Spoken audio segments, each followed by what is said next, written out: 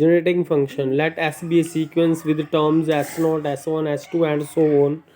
Then the generating function GSZ of sequence S is this infinite series. जो generating function है इसको इस series की तरह लिख सकते हैं. तो पहली टर्म S0 होगी, दूसरी टर्म होगी S1Z, S2Z square, S3Z cube. इस तरह से लिख रहे हैं.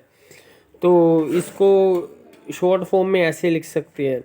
अगर ज़ीरो पुट करेंगे n को S0 और Z0 होता है 1, तो ये पहली टर्म आ जाएगी प्लस. स्मैशिंग का मतलब प्लस. फिर n=1 पुट करेंगे S1Z की पावर 1. इसी तरह 2 पुट करेंगे S2Z square and so on up to infinity. तो ये हमारा बन जाएगा जनरेटिंग फंक्शन. तो ये इस टर्म्स को z के साथ मल्टीप्लाई करके ऐड कर देना. तो जैसे ये एक सीक्वेंस गिवन है तो इसका जनरेटिंग फंक्शन हमने लिखना है. तो बिल्कुल इसी तरह लिखना है. पहली टर्म को z0 के साथ, दूसरी टर्म को z के साथ, तीसरी टर्म को z स्क्वायर, चौथी z cube and so on. तो ये इस फॉर्म में कैसे लिखेंगे? n 0 से इन्फिनिटी Sn क्या होता है? जैसे 1 स्क्वायर, 2 स्क्वायर, 3 स्क्वायर का मतलब होता है कि n+1 स्क्वायर से शुरू करेंगे, क्योंकि n 0 है तो 1 स्क्वायर बनेगा. ठीक है, 1 स्क्वायर बनेगा. इस करके n 0 है तो n+1 स्क्वायर लगेंगे, क्योंकि अगर n=1 पुट करेंगे 0 के बाद ये 2 स्क्वायर बन जाएगा. ठीक है, दूसरी टर्म 2 पुट करेंगे तो 3 बन जाएगा. तो इसको लिखेंगे n+1 स्क्वायर. और z की पावर n लिखेंगे. 0 पुट करेंगे तो z की पावर 0, फिर 1 पुट करेंगे z की पावर 1, 2 पुट करेंगे z की पावर 2. इस तरह से इसको लिख सकते हैं हम. ठीक है, फिर उसके बाद है हमारे पास generating function of some standard sequences.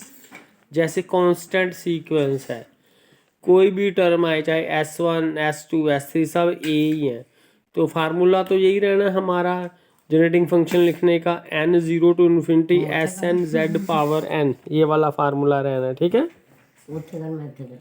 तो अब Sn तो a पुट कर देना है. कोई भी टर्म हो, पहली, दूसरी, तीसरी, तो a ही रहना है.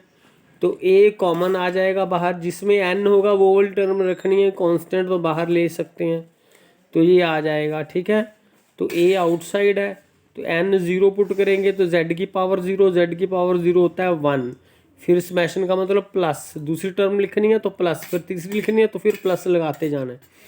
n=1 पुट करेंगे z की पावर 1, ये बन जाएगा. फिर प्लस n2 पुट करेंगे z2, फिर plus z3 and so on. तो ये होती है इनफाइनाइट जीपी का सम. ठीक है, ये इनफाइनाइट जीपी होती है. इसका सम होता है a/1 - r.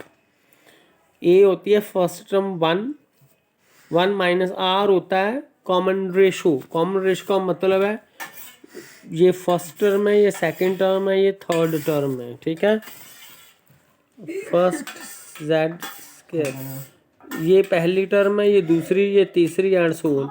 दूसरी को पहली से डिवाइड करेंगे, तीसरी को दूसरी से डिवाइड करेंगे, इसी तरह चौथी को तीसरी से डिवाइड करेंगे. तो सबका आंसर सेम आ रहा है z. सबका आंसर z आ रहा है, तो वो r की वैल्यू होती है. इसको कहते हैं कॉमन रेशो. तो ये है z, कॉमन रेशो है z. ठीक है, z को 1 से डिवाइड करेंगे या z स्क्वायर को z से डिवाइड करेंगे तो ये कॉमन रेशो z आती है. तो इसका आंसर ये आ जाएगा. तो इसी तरह इसका मतलब अगर a है तो उसका जनरेटिंग फंक्शन आएगा a/1 - z. अगर Sn b⁴ है तो b की पावर n लिख देंगे, तो bz की पावर n हो जाएगी. फिर उसी तरह 0 पुट करेंगे तो ये 1 बन जाएगा. इसकी पावर 0 की तो 1, फिर 1 पुट करेंगे तो ये वाली टर्म, 2 पुट करेंगे n को तो ये वाली टर्म बन जाएगी. तो ये बन गया, बिल्कुल यही वाला फार्मूला बन जाएगा. ठीक है, a/1 - r का. a का मतलब पहली टर्म 1 r क्या होता है bz. ठीक है, यहाँ पर z था, यहाँ पर क्या है bz. वही फार्मूला है. दूसरी को पहली से डिवाइड करेंगे तो bz आ जाएगा. ठीक है, तो bz पुट कर देंगे. इस तरह से ये क्वेश्चन हम सॉल्व कर सकते हैं.